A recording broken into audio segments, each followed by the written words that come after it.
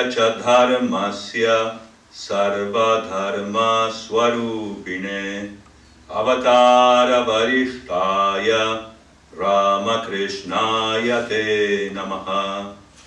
Om yatagne darhita shakti Ramakrishne stita hiya sarva vidya swarupam tam saradam pranamamyaham. Om namah Shri Yatirajaya Vivekananda Suraye Satchit Sukha Swarupaya Swamine Tapaharine. Om. Salutations to Sri Ramakrishna, the establisher of the spiritual essence of Dharma. Salutations to him whose life is the true essence of all dharmas or religious path, who is the incarnation in whose life spirituality manifested itself with the widest expanse and deepest depths. I offer my salutations to you, Sri Ramakrishna. Om. Salutations to Sri Sarada Devi, who, like the burning power of fire, abides inseparably in Sri Ramakrishna, who is of the nature of the essence of all wisdom. To her, to that Sarada Devi, I offer my salutations. Salutations to the King of Monks, who is Swami Vivekananda, blazing like the sun, who is of the nature of joy, of Satchit Ananda. To that Swami who removes the miseries of worldly lives, I salute him again and again. The goal is to be a man of God.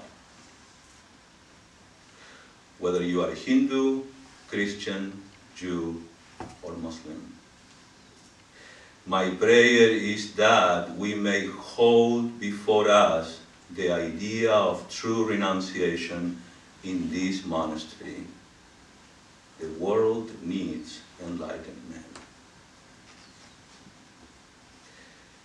These were the words of our revered Swami Prabhavananda, the founder of the Vedanta Society of Southern California, on the day of the inauguration of this very monastery back in 1949. Good morning, everyone, and welcome to Ramakrishna Monastery. Today is a little bit of an unusual talk. We are opening the celebration of these 75 or 75 years of this very place, the Ramakrishna Monastery here in Orange County. We will have a series of talks by different swamis who actually lived, got their training, and contributed to this place throughout the years. This is the first talk of a series of talks that we will have in 2024. And I'm happy and honored, actually, to be the one introducing this to you.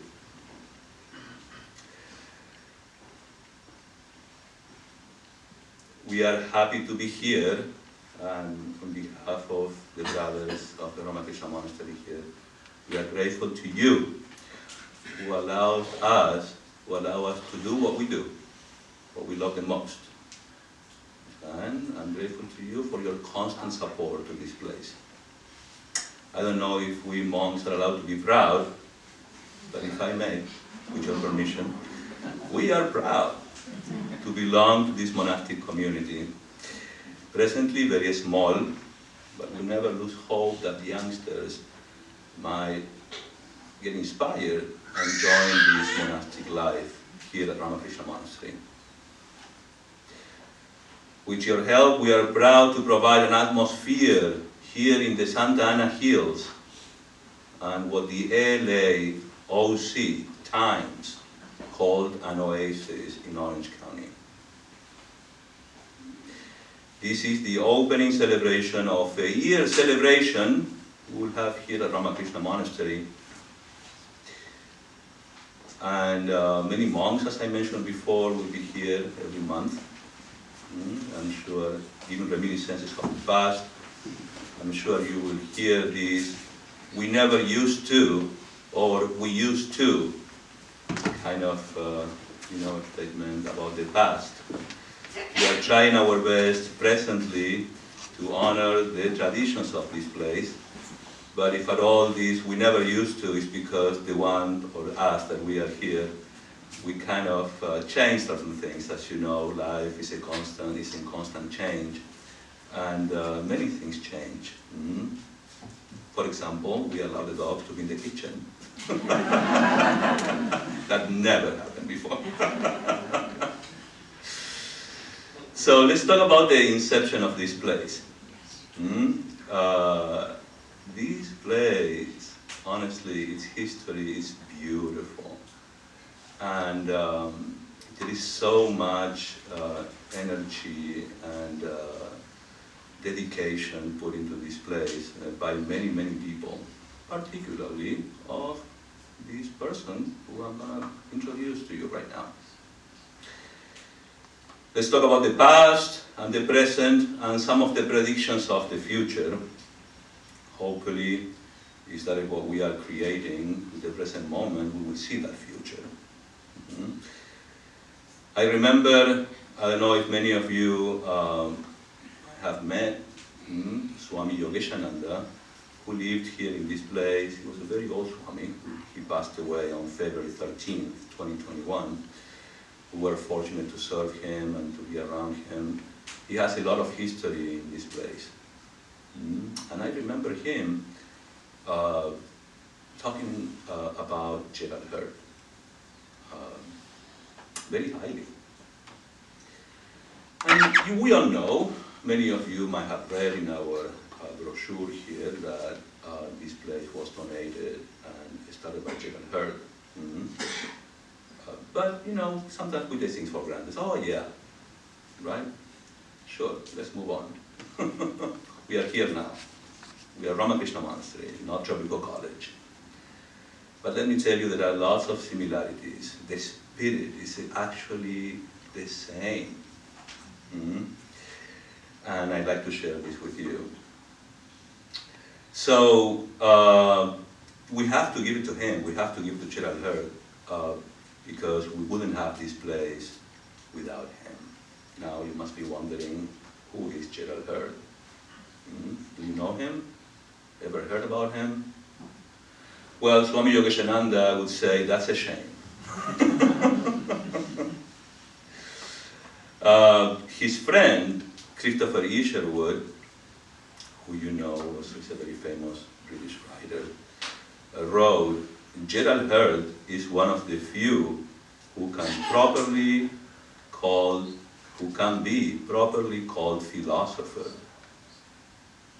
who can be properly called a man brilliantly daring theory and developed practice. A man of brilliantly daring theory and devoted practice. In his own words, Gerald Heard said this to the professor, to Professor Ted Solomon of Iowa State University back in 1950. Gerald Heard said, if I am to be remembered at all, I hope it would be as a historian of consciousness and its evolution. If I am to be remembered at all, I hope it would be as a historian of consciousness and its evolution. Gerald Heard, 1889-1971, was born in London on October 6, 1889. And he was of Irish ancestry. He was an American historian, philosopher, and science writer. He was educated in England, taking honors in history, and studying theology at the University of Cambridge. He was interested in parapsychology, religion, Vedanta, and psychology. He was a public lecturer, educator, a broadcaster who wrote over 35 books and many, many articles. Swami Yogananda said about Gerald Heard, he was probably one of the most learned and enterprising novel thinkers of his time, as well as an extraordinary character. It's a pity that very few people know of him today. He was probably one of the most learned and enterprising novel thinkers of his time. In 1937, Gerald Heard came to the United States, accompanied by Aldous Huxley, a well-known British writer and philosopher. Many of you know him. After having been offered the chair of historical anthropology at Duke University. After delivering some lectures at Duke, Heard gave up the post and soon settled in California. That was probably the time where he met Swami Prabhavananda. Swami Prabhavananda was the head, the spiritual minister, the first head of the Vedanta Society of Southern California. And he might have been initiated. You know what initiation is? It's when you receive a mantra, a spiritual commitment. A spiritual practice. He probably received that initiation from Swami Prabhavananda, and when that happens, the tradition, this is all coming from India, as you know, we call that our teacher, and you are all must be familiar with the word guru. So in short, Swami Prabhavananda was Gerald Heard's guru.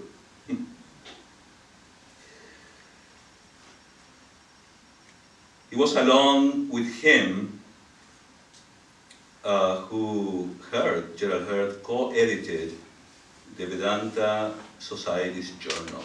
Swami Prabhavananda, together with Gerald Heard, co-edited The Voice of India, later known as Vedanta and the West, from 1939 to 1941.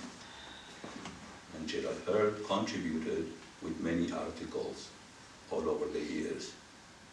He later served as an editorial advisor to the journal from 1951 to 1961. I'm talking about the Vedanta Society's journal called The Voice of India, and later Vedanta and the West. Now discontinued, unfortunately. Gerald Heard had a long cherished dream. The establishment of a center or a college for those wishing to dedicate themselves to the training for the life of the spirit. A place where the study of comparative religion, together with research into the practice of the techniques of meditation and prayer, as taught by the major religions of the world, would be carried on. He wanted to dedicate a place for the study of comparative religion and the practice of different methods of meditation. This dream of his was supported by many of his friends and the American Friends Service Committee, a Quakers social action organization.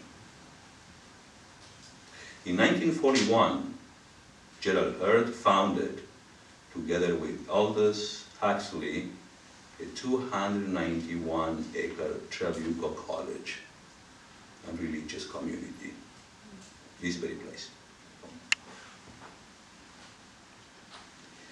I know, it was 291 acres. We were left with 40.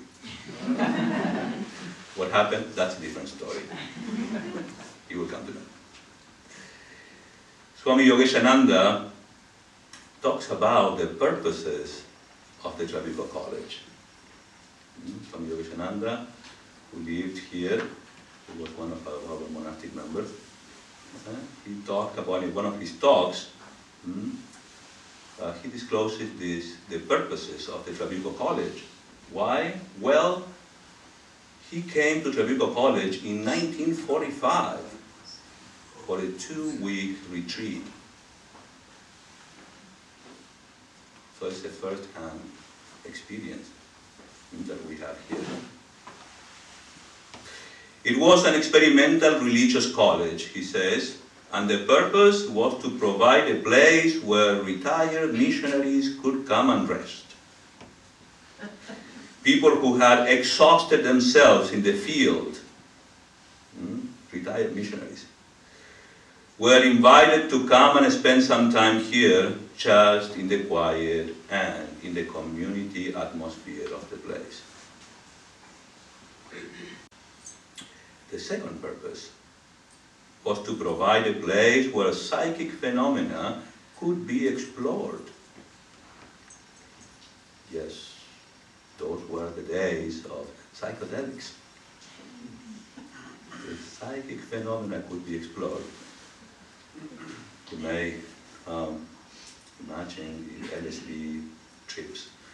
But in this aspect of Trabuco, actually, Swami Dhyanayogananda says, never really matured. So that never took place here. But Gerald Heard was interested in the discoveries of these, what he could discover through these taking psychedelics, in those days LSD, and see what happened to us. He actually experimented trying with alcoholics and trying to see if it was possible, a possible recovery for them. The third purpose, he says, it was to be a college, an unusual kind of a spiritual institution where Gerald Heard could give his lectures and talks to students and draw people from around the area and start a study program. And traditionally, an untraditional kind of a study program, totally uncredited. It was never a college in that sense, it was a college by way just calling it like that. From 1941 to 1942, Gerald Heard oversaw the building of Trabuco College. Felix Green was the actual planner, was a very close friend of Heard. Felix Green was the actual planner and builder of this place. It consisted of a large complex of Mediterranean-style buildings situated in the middle of some 300 acres, about 75 miles south LA, near the then remote and small community of Trabuco Canyon. Yes, you're talking about this place. Trabuco College, a large facility where comparative religion studies and practices flourished under Heard's visionary direction. It was to be a community of non-sectarian mystics. For the next 5 years, from 1,000 or 2,000 revolving students meditated 3 times daily. They had a schedule, like a routine. Studied, performed many chores, worked in the garden, prepared and ate vegetarian meals, and listened to lectures on religious life. Sounds like ideal. However, the paucity of people, the scarcity of dedicated followers, particularly the young and able-bodied who were sufficiently interested in the experiment to endure the life of isolation and rigorous self-discipline, made it increasingly impossible simply to maintain the building and immediate grounds, let alone spend any appreciable amount of time in pursuit of an inner life. Guess what happened? Trabuco College was discontinued in 1947.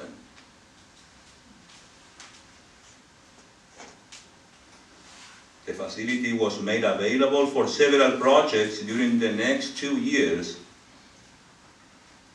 None of these ventures, however, measured up to what Gerald Heard felt was the raison d'etre of the Trabucos having been originally established. Raison d'etre? Is that how you pronounce it? But Heard kept repeating that his personal affection for Swami Prabhavananda remained unchanged. Remember, Swami Prabhavananda was his spiritual teacher. Therefore, guess what happened? Consequently, and at his specific request, in 1949, the facilities and property were donated to the Vedanta Society of Southern California on September 7, 1949, and subsequently became to be known as the Ramakrishna Monastery, to honor our teacher, Sri Ramakrishna. Christopher Isherwood, his close friend, remarked, the fact that he made this generous and lasting contribution to the Vedanta Society shows that he had a wonderful and deep underlying commitment to his Guru, Swami Prabhavananda.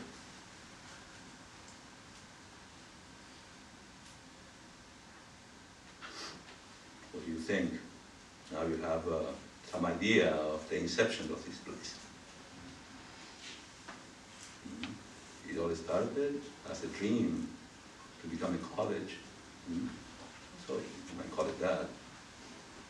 Not in the orthodox way. But to discover the inner life, the study of the inner life, different religions, different practices, and also psychoanalytics, which today is still involved.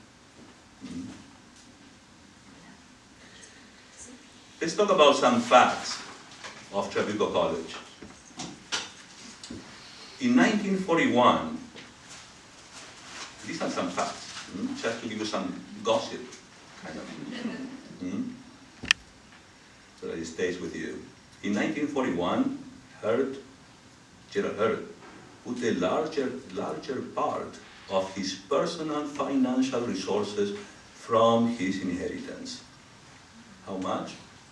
$100,000 into building and endowing Trabuco College. Spencer Kellogg, who bequeathed the Santa Barbara property to the Vedanta Society. Have you been to our Santa Barbara Center? Well, you must visit that place. It's beautiful. After Trabuco, of course. Seriously, it's beautiful. And it's run by nuns. We call it a convent, even though it's a monastery also. Presently, we have no monks, but it's run by nuns. And they also give lectures, and they have a beautiful shrine. You should make it a point on a Sunday, or maybe some other day, just visit the place. So the same person, Spencer Kellogg,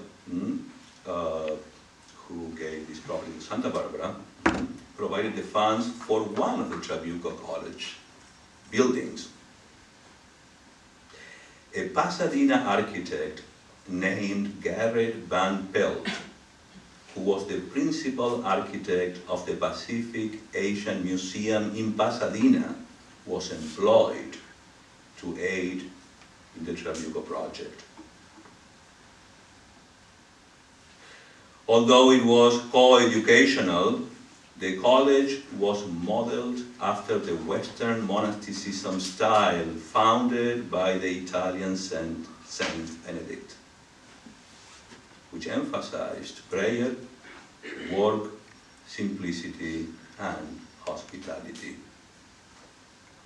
I hope we are still on our time.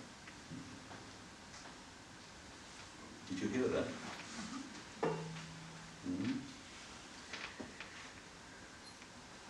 An important figure in the Trabuco College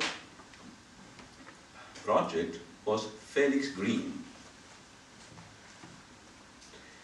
Felix Green was Christopher Isherwood's cousin and very close friend of hers.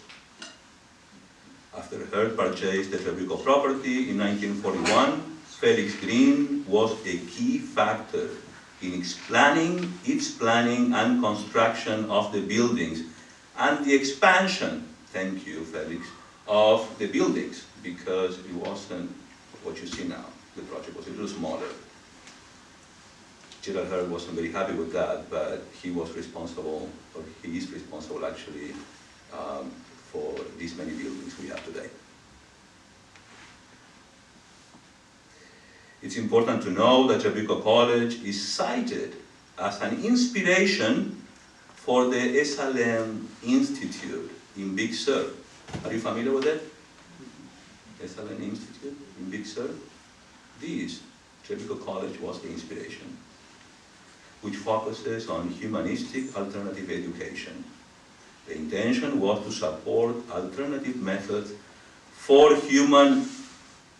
exploring human consciousness, what Aldous Huxley described as human potentialities. Kind of like the same idea. These are some facts. At Trabuco College, Aldous Huxley delivered lectures to the resident students and worked on his then upcoming book, A Perennial Philosophy, which is a bestseller of his.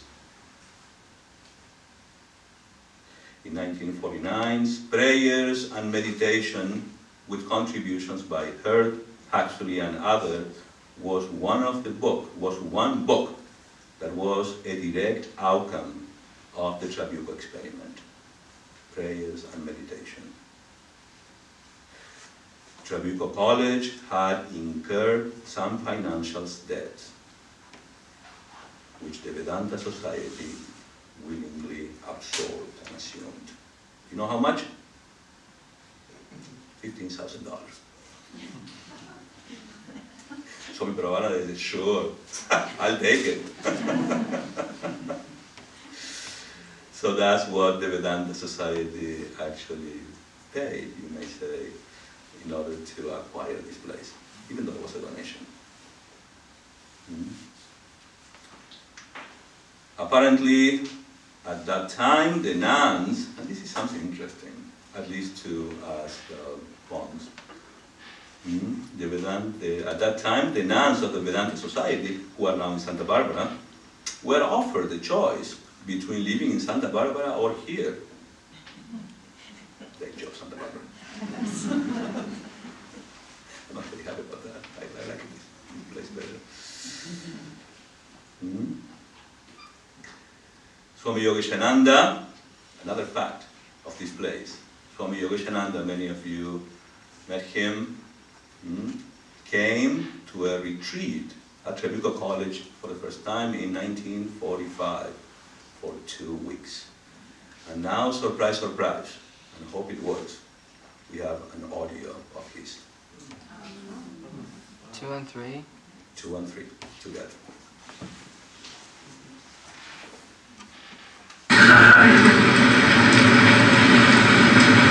This was about the peak of the college years.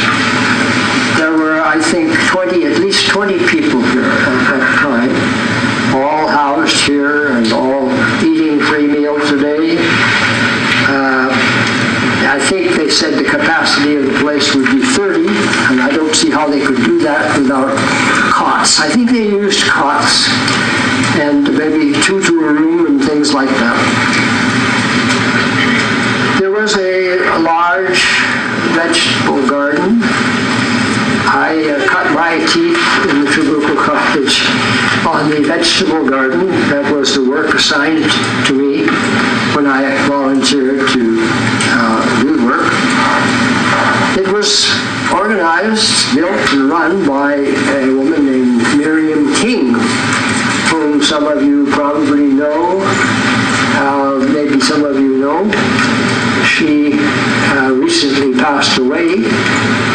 Miriam King was a brilliant gardener. I learned most of my vegetable gardening that I learned from her. Boy, you better roast this out. Plenty. Hot already.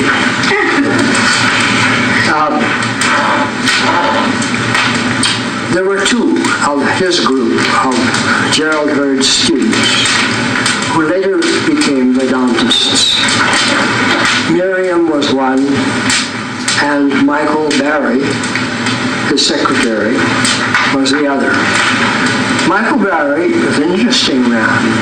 He had sung in the movies, in chorus. He had a fine tenor voice, a good solo voice, and he was a musician of the first order. And Michael Barry organized the first monastery choir here after it became a monastery. And he composed music. And I'll talk a little more about that when the monastery starts. But at the time of the college, principally he was acting as Gerald's secretary. Later he came and spent some years here as a monk, as a probationary monk. Twice he entered Trabuco Monastery, and his health and other things took him out. But that's one of the people that was most interesting here. Of course, we had no lectures for outside people. It was only for the people of the college. And at noon, we had our lunch in the big room, which is now the lecture hall. Had 3 tables in a row. Gerald Heard would sit up there on the raised dais, and he would read from a spiritual book while we ate. There was no talking at the table at lunchtime, and Gerald would read to us and sometimes comment on what he read. And he faced that direction. He faced east, and the rest of us were facing him.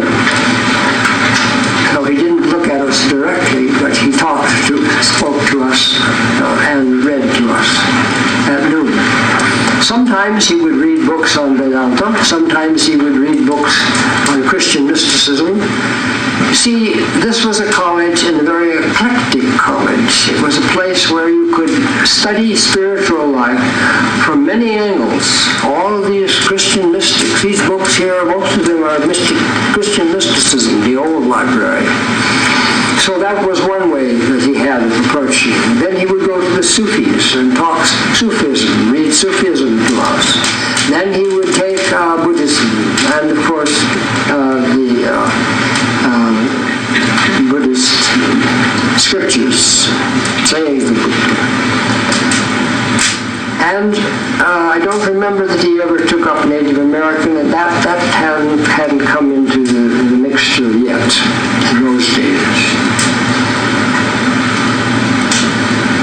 When he was reading Buddhism, Sister Amadina, being a Theravadan, was rather narrow and highly opinionated about what Buddhism is and should be.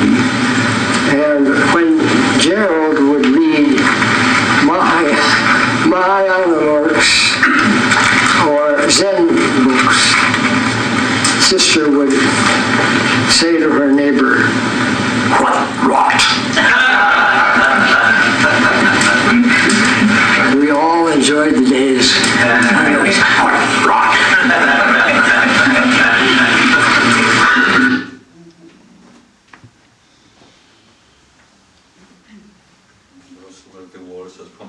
Dhyanayogananda, that was actually a lecture given here at Ramakrishna Monastery, sometime I think in 2010. During the Trabuco College years, Gerald Heard wrote several religious books on Christian and non-Christian prayer. Most noticeable is Training for the Life of the Spirit, 1942, which bears some similarities to the Alcoholics Anonymous 12 Steps and the 12 Traditions. Did you know that Bill Wilson, the co-founder of Alcoholics Anonymous, was a very close friend of Gerald Heard? Very close friend of his. Bill Wilson, the co-founder of AA and the creator of the AA 12 Steps program. Heard and Wilson had a lifelong interest in psychic phenomena and fascination for the paranormal. He stayed here in this very place, and it is said that in this very library he developed the 12-step program, probably inspired by Gerald Heard's book, The Life, Training for the Life of the Spirit. And we are very happy, personally, it really fills my heart that we are given the opportunity to the AA group to use our facilities, our library, to hold their meetings 2 Saturdays a month, the second and fourth Saturday. That personally makes me very happy, and many of these people who come to this place are ready for the next step, to embrace the higher power and to work with themselves.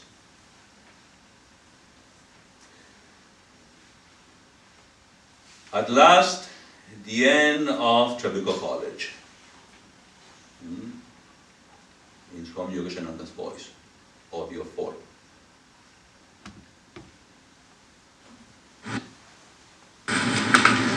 I concluded after 2 weeks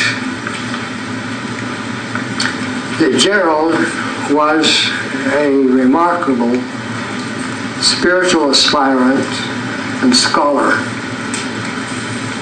and a good teacher of knowledge,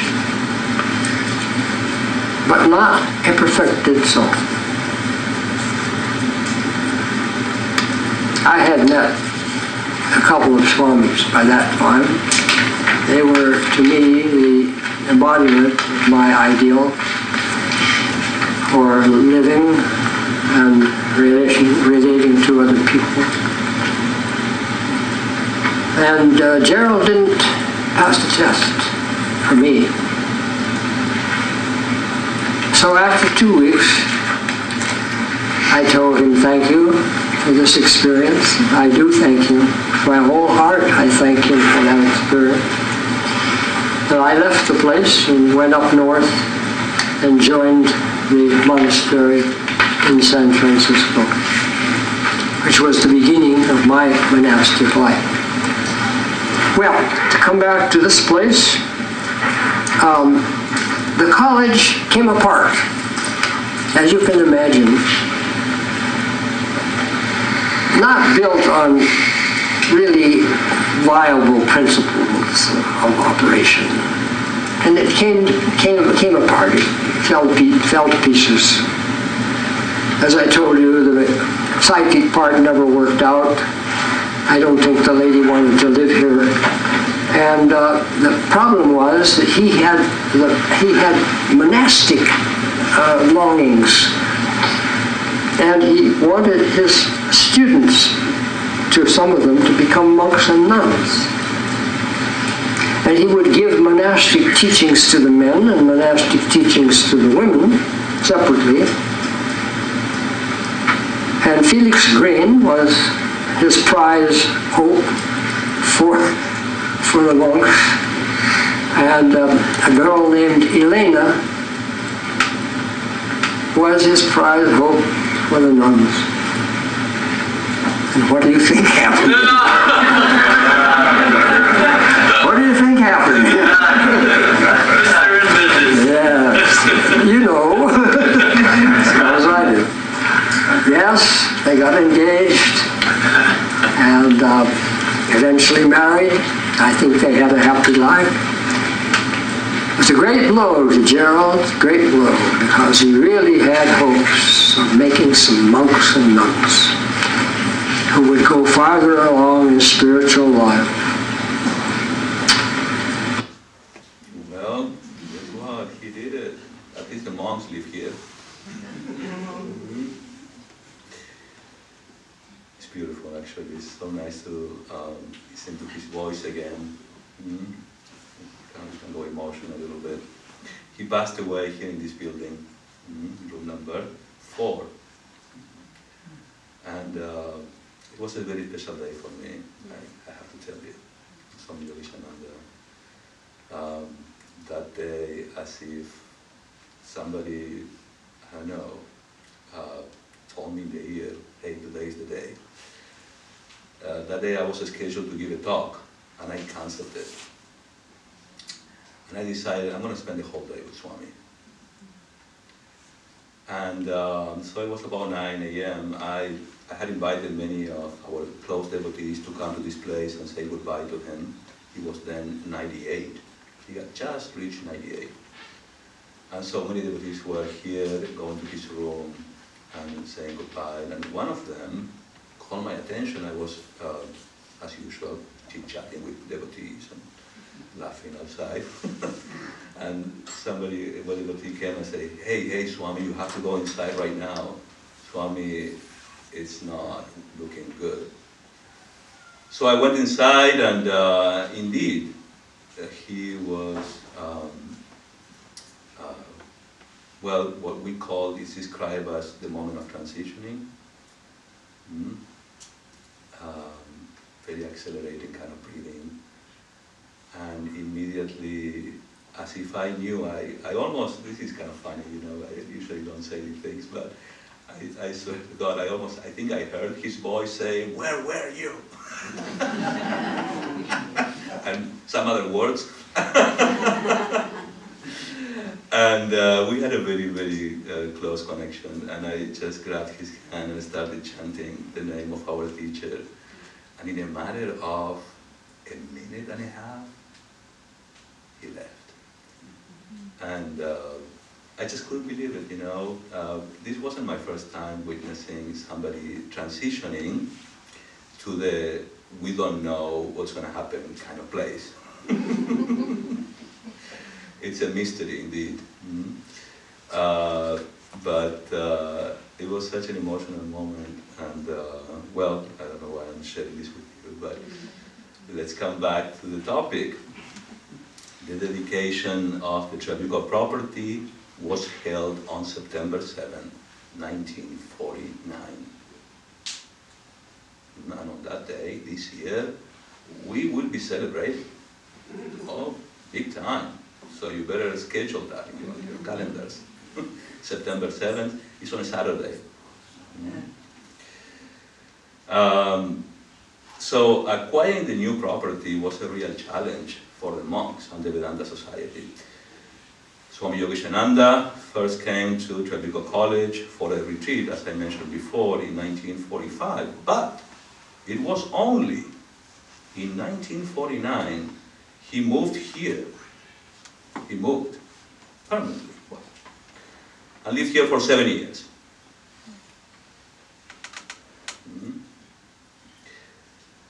The Santa Ana Register, as you know, is a newspaper of October 1st, 1950, pointed out about us.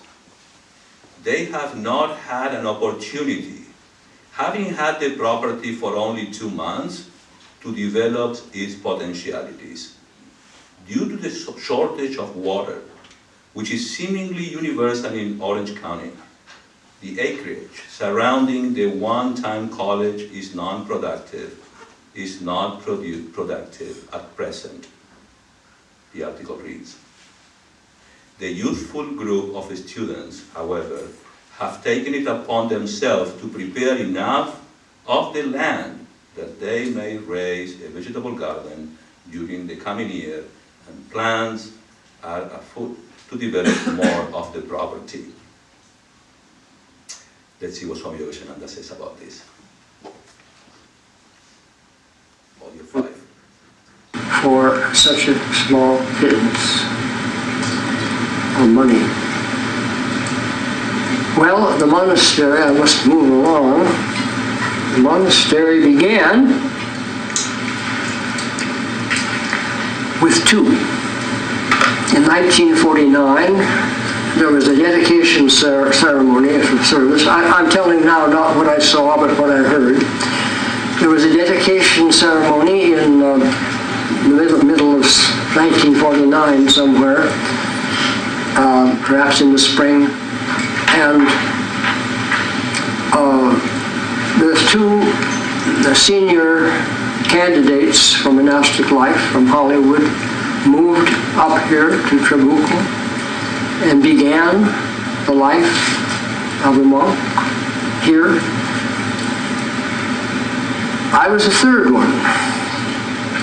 I didn't come until September of 1949, so they had a few months head start on me.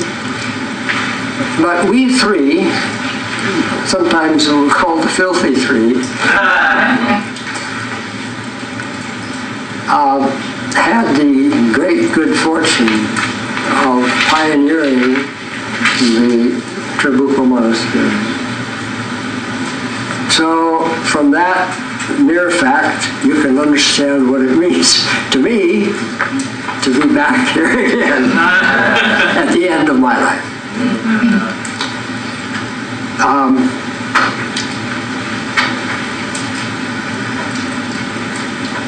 We had various problems to overcome in spite of all the furnishing.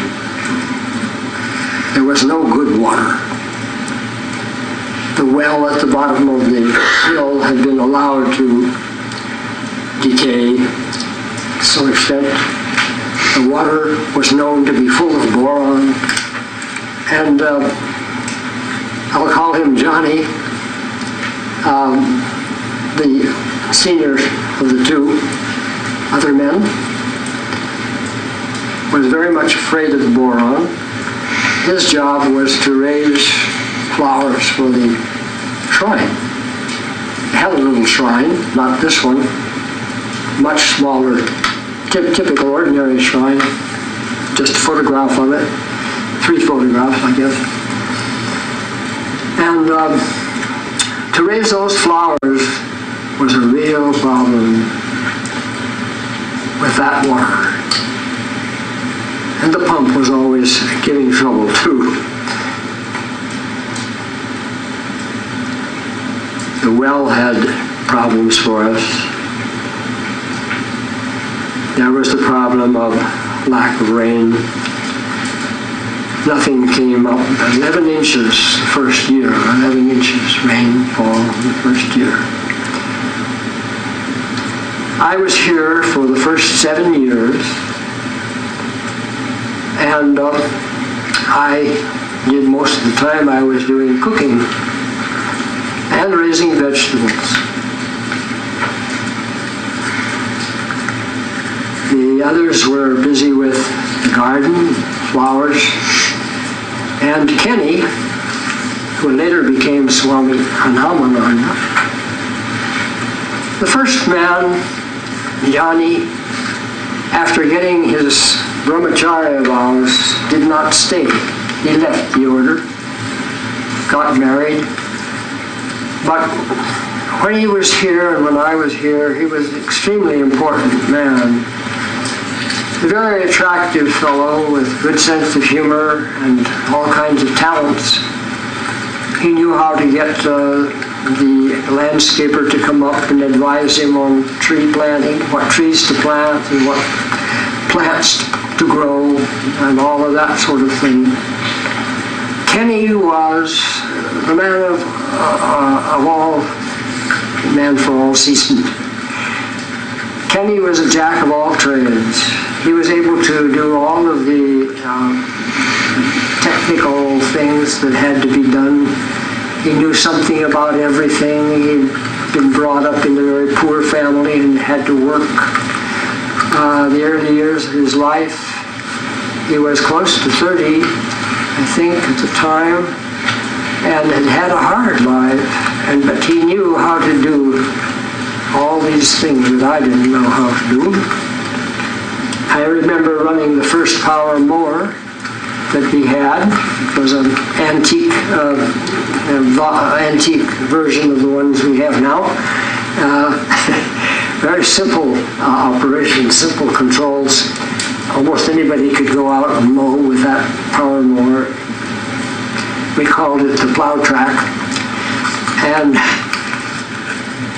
so most of our work was in setting up a livable environment and solving the problems of household organization. And you see, there were no devotees here. You people are all new to me because there was nobody around, and nobody came except when there were trips from Hollywood, and you know they weren't frequent. Very rare. So there wasn't a single soul anywhere around who knew us, who could give help or to whom we could go for help, except the people who had sold the property to Gerald Heard, and they lived across the road. There was a tumble-down old wooden cottage in the place where you now see Brahmananda Cottage, that attractive building where the Swamis, the senior Swamis live now when they come. There was in that place the original cottage of the property. It was going to pieces, lacking paint, falling apart.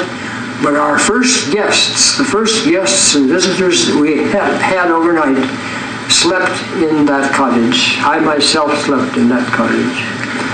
And it was torn down when Swami Mohananda built the Brahmananda cottage.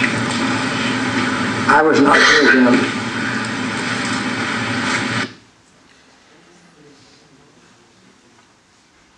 So there we had Swami Dhyanayogananda giving some recollections of the very first days of monastic life here at Ramakrishna Monastery. They were very challenging.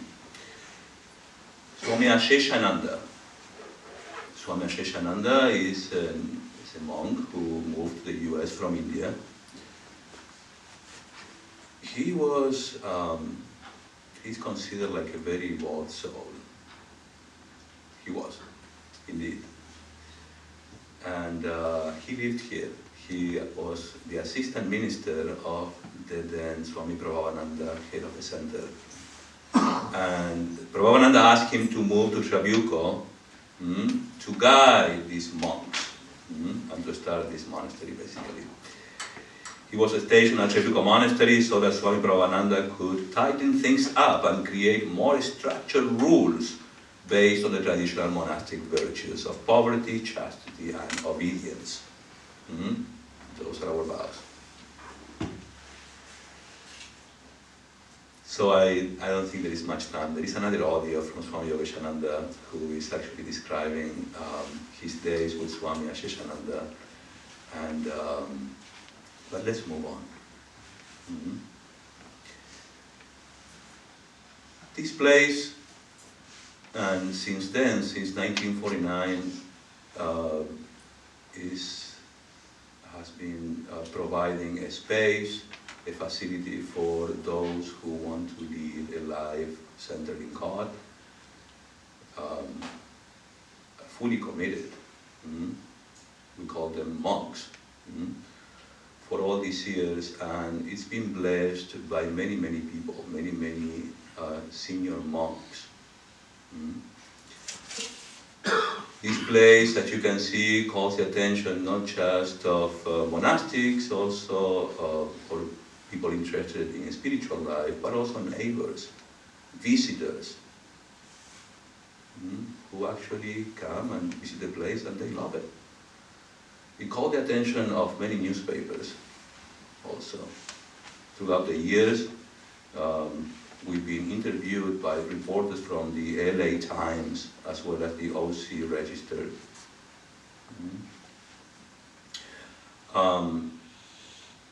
There is, one of them is very old, I could find the one from the OC Register. There is another one from LA Times, which I couldn't find online. But looks like the description was that as an example of the growing awareness of the Vedanta in Southern California by local communities, the LA Times published a 15-inch long article on the dedication of the Ramakrishna Monastery at Trabuco in 1950. On September 8, 1989, worlds apart, Ramakrishna Monastery is an oasis of serenity surrounded by suburbia. That was the LA title for the article. That was written on September 8, 1989. Another one, I was lucky to be here, February 5th, 2018. Those you can find it online. Swami Yogananda was also interviewed, Swami Dhyanayogananda, and the one speaking also. People are curious about this place, and I think we can all appreciate its natural beauty and atmosphere. My role for the last almost 9 years here at Ramakrishna Monastery has been what people call the main Swami. Sometimes they call me the managing Swami, the front-line Swami of this place. But let me tell you, what this in reality is a monastic community with different monastic members. Many come and go, as you have seen, those who keep coming to this place throughout the years. Some come and some go, some get married. What is that? But we all play different roles here. And all of them, all these roles are important. Swami Dhyanayogananda is here, Brahmacharyananda. We all play different roles, and it's important to run this place. They're all important to run this place. Because of that, I would like to honor all these Swamis and Brahmacharis that have lived and served in this place throughout the years. For many of you, it will be just names. Many of you, you know, and they're still alive. So these are people who have received formal vows from our monastic order, the Ramakrishna order of monks, and lived in this place. I can't really make justice, for I know I might be omitting many people. I apologize for that. Some of them left the order. I will mention just one, who was a good friend of mine, still is, somewhere. He married. That contribute to this place. I will start without any specific order, but I would like to honor Swami Tadatmananda, the painter Swami. He is responsible for all these paintings that you see, display on the wall, these walls. Swami Tadatmananda was the manager or the main Swami of this monastery for many, many years, until he passed away in 2008. And we have Swami Yogananda. Many of you know. He's the one we just heard, his voice. There is a lot of history of Swami Yogananda here in this place. He retired. He finally, I always heard him saying how much he loved this monastery. He loved this place. And fortunately, he was asked to, after his 7 years in Trabuco Monastery, he was asked to go to Hollywood. And in that lecture, we probably put it up online for you guys. In that lecture, he says, that was hell. He did not enjoy his life in Hollywood. But anyways, Swami Yogeshananda, another one, Swami Amokhananda, Swami Bhadrananda. These are all Western monks like us. Swami Ganeshananda was also known as the Rock because his pre-monastic name was Charles Rock, and he was a geologist. Swami Anamananda, he was one of the first Swamis here at Ramakrishna Monastery. Iprananda, he left the order. Buddhananda, Swami Krishnananda. And there were some novices also, some of them I will mention. Because in one of these talks that we will have throughout the year, we will have a display of photos for you guys. Nitya Chaitanya, Atma Chaitanya, Asima Chaitanya, Bhuma Chaitanya, Jnana Chaitanya. Jnana Chaitanya, you can find him still alive in Hollywood. He's the manager of our Hollywood monastery.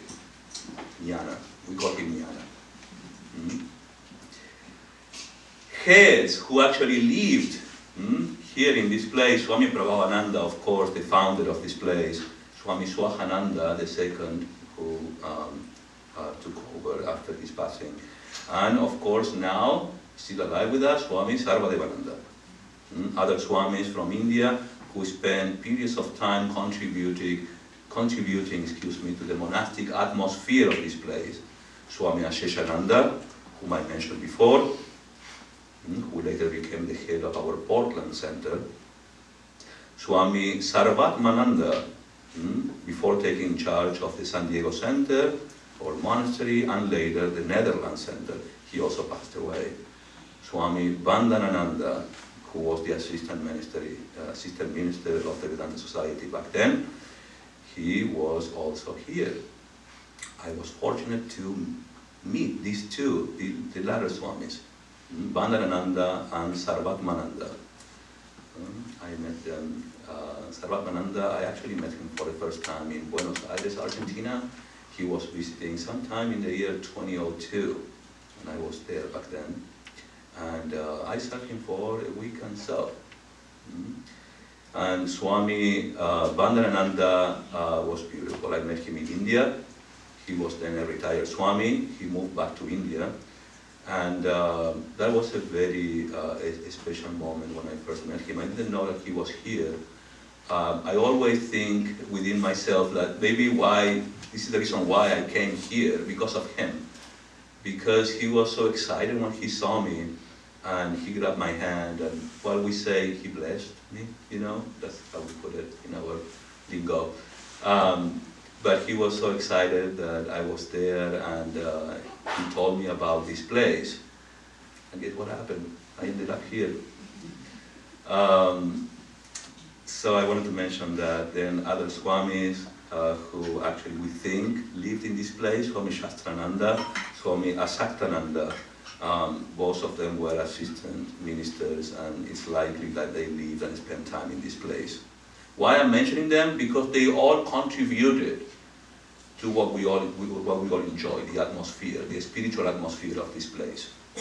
The holy places are made not just because somebody calls them holy places, it's because of the people who lived there. And I think we can all experience and feel the atmosphere of this place is quite special. Now, another Swami that spent a lot of time, who is the head of our St. Louis Center. Many of you know him. He came here a couple of times. He's a writer. He wrote many books. He's Swami Chetanananda. His contribution to our literature, Ramakrishna Vivekananda literature, is amazing. And we will have him in person next month, February 25th. He will be here. Unfortunately, I won't be here. I will be in India. I'm visiting in India for a few days. So, but we will have a few Swamis coming on February 25th to continue honoring this celebration. So Swami Chetanananda spent time in this place. And he loves Trabuco. You will hear this from him. Now, contemporary Swamis, who you know, many of you know, Swami Atmajnananda, he is the present Swami in charge, we call him Stuart Maharaj, of our Washington, D.C. center. Swami Atmarupananda, he is now the head of our France center. He's the first Western monk who was made a head of a center. Swami Dhyanayogananda, do you know him? Yes, he's in Hollywood. He joined Trabuco in 1996 and lived here until 2002. Swami Harinamananda, Harinamananda joined the Trabuco Monastery and was later shifted to Hollywood after 6 months. He is the Swami in charge of our San Diego center. These people are relatively young, they are in their 50s. Swami Arupeshananda, we had him here the other Sunday. Arupeshananda joined the Trabuco brothers back in 2001. Swami Parameshananda, who is standing right behind you, he joined permanently the Trabuco brothers in 2015. I think he spent some time before here. Now, let's talk about the future. Swami Prabhavananda, the first head of this place, and other Swamis predicted Ramakrishna Monastery will be a place, a center of training for the mastery of the self. I look forward to that. A training center. A very successful place in terms of monastic life, and I really look forward to that. And maybe I'm very excited. This is also maybe it could be the beginning, the new beginning, and to see what this kind of prediction. There is a Swami that is coming to join our monastic community, Swami Sarvashrayananda. He has already been appointed to come to Southern California, and he will hopefully join us sometime later this year. He's from India. Wonderful Swami, and I'm sure you will all enjoy his presence and teachings. And I like to close. Thank you for your patience. Many of you are still like this. But it's a beautiful history, and it's good to know more about these bricks.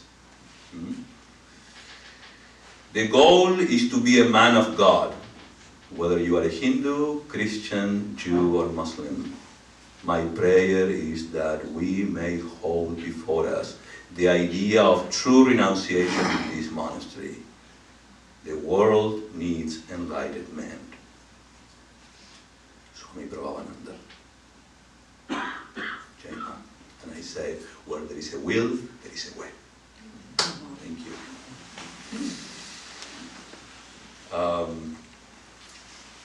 So actually I have to give the announcements, but before I do the closing chanting, next Sunday, who do we have next Sunday? Sarvadevananda. Thank you, Swami. I don't have my phone. Ananda has my phone. So I can read it. Yes, please, Swami. So Swami Sarvadevananda, the present head of the Vedanta Society of Southern California, will be here, and when he comes, we have a potluck. So please bring your contribution. We will have lunch after the Q&A session. Bring a vegetarian dish and, stressed, highlighted, and a non-refrigeration required dessert. Not just one or the other, bring two. It's complicated for that. Holy Mother, in the eyes of Swami Sardananda and Turiyananda. Wonderful, beautiful. Holy Mother, yes, Holy Mother in the eyes of Swami Sardananda and Swami Turiyananda. You can see their faces in that portrait. These were direct disciples of Sri Ramakrishna. Holy Mother, Sri Sarada Devi. I just quoted her this, well, I honor her with the chanting in the introduction. I will now have a Q&A in the library. You guys are welcome to join me. If you have questions or comments, I'd be happy to answer your questions. Om Purnamadah Purnamidam Purnat Purnamidachyate Purnamudachyate Purnasya Purnamadaya Purnamevavashishyate Om Shanti Shanti Shanti. Om, that outer world is Purna, full of divine consciousness. This inner world is also Purna, full of divine consciousness. From Purna comes Purna. From the fullness of divine consciousness, the world is manifested. Taking Purna from Purna, Purna indeed remains, because divine consciousness is non-dual and infinite. Om